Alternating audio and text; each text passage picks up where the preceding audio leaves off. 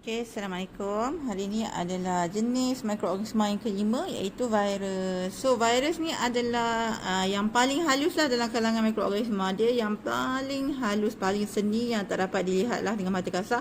Dan hanyalah boleh dilihat melalui mikroskop elektron. Itu kalau kita tengok jenis mikroorganisma sebelum ni, ada yang agak besar, yang boleh nampak dengan mata kasar. Ada yang boleh tengok dengan mikroskop biasa. Dan ada yang perlu dilihat dengan mikroskop elektron. Untuk virus memang semuanya kena tengok bawah mikroskop elektron sebab dia sangat-sangat seni. Okey, so dengan saiz ukuran yang kurang daripada 0.5 mikrometer. Dalam kelas sebelum ni cikgu dah bagi tahu, mikro tu merujuk kepada 10 kuasa negatif 6. So sangatlah kecil. So dia hanya boleh dilihat melalui mikroskop elektron. Okey, virus yang berlainan jenis mempunyai bentuk yang berbeza seperti sfera, helix, polyhedral dan kompleks. So sfera ni maksudnya bulat lah. Okey, so sfera ni maksudnya bulat. Contohnya virus influenza. So dalam tu ada RNA. RNA ni macam DNA lah untuk virus dan ada lapisan protein. Yang keduanya adalah berbentuk helix. Helix tu maksudnya macam bentuk gegelung. Okey, dalamnya ada RNA. Okey, lapisan protein di luar. Yang seterusnya bentuk polyhedral. Polyhedral tu macam bentuk hexagon macam tu. Dia ada bentuk petak-petak.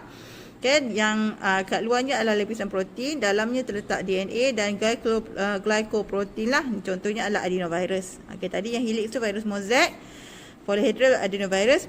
Dan bentuk yang terakhir berbentuk kompleks. Kompleks ni maksudnya bentuk yang berubah. Tak tahulah kita nak kata dia asyik berubah, macam-macam bentuk dia sendiri kan. Okey, so untuk bentuk kompleks ni lazimnya dia ada lapisan protein kat luar, DNA tetap disimpan di bahagian dalam. Dan contohnya adalah bacteriophage, gabungan helix dan polyhedral. Kalau kita tengok bentuk kompleks ni sekali pandang macam alien, betul tak? Okey. Struktur asas virus terdiri daripada berbenang asid nukleik, asid deoksiribonukleik DNA atau asid ribonukleik RNA yang dilindungi oleh lapisan protein. Okey, lapisan protein ni kita kenali sebagai kapsid yang menentukan bentuk virus. Dia macam jaket dah. Okey, macam virus pakai baju lah. Okey, sebenarnya yang penting dalam dia adalah DNA tu kan. Okey, ciri-ciri virus. Berbeza daripada organisma lain, virus tak mempunyai ciri hidup di luar perumah kerana tidak menjalankan respirasi, tak berkumuh, tak bertumbuh dan tidak bergerak balas secara rangsangan.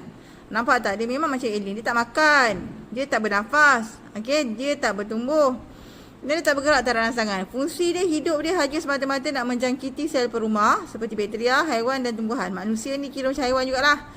So dia fungsi nak menjangkiti kita. Okey.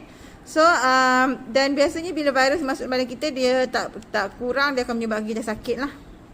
Okey.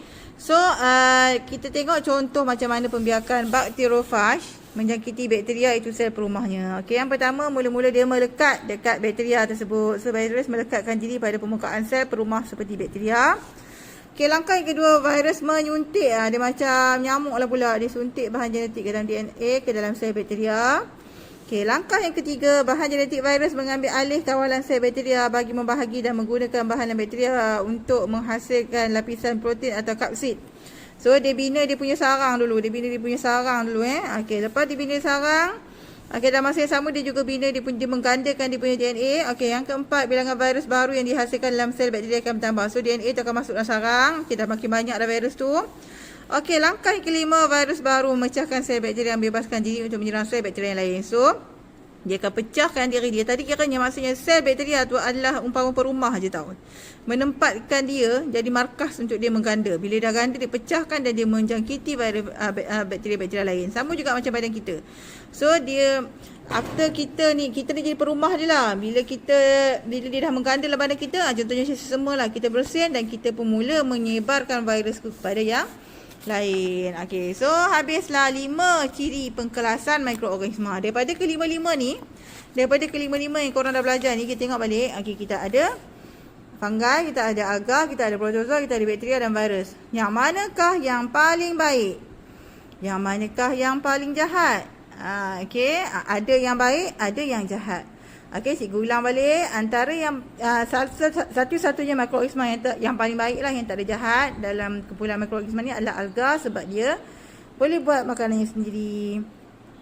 Yang paling jahat adalah virus, sebab dia memang tak ada fungsi. Dia masuk dalam badan manusia, haiwan dan tumbuhan hanya untuk melingkupkan orang, untuk merosakkan. Manakala yang ada baik, ada jahat adalah fungi, protozoa dan bakteria. Okey, so kamu dah belajar tentang 5 jenis, 5 ciri dan struktur semua untuk mikroorganisma ini. So, apa yang kamu perlu buat adalah jawab soalan dalam buku modul. Tara! Okay, jawab soalan dalam buku modul. Okay, nanti kita akan bincangkan dalam kelas. Okay, so stay tune. Kita masuk dalam Telegram untuk bincangkan tentang jawapan daripada buku modul.